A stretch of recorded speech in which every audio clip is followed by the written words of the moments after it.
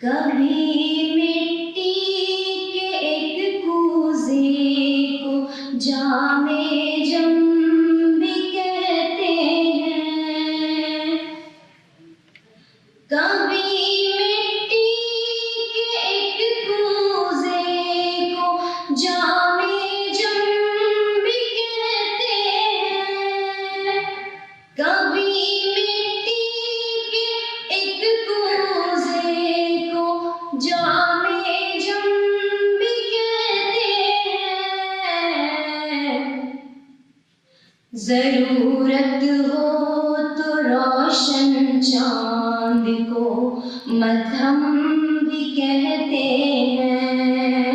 जरूरत हो तो रोशन चांद को मध्यम भी कहते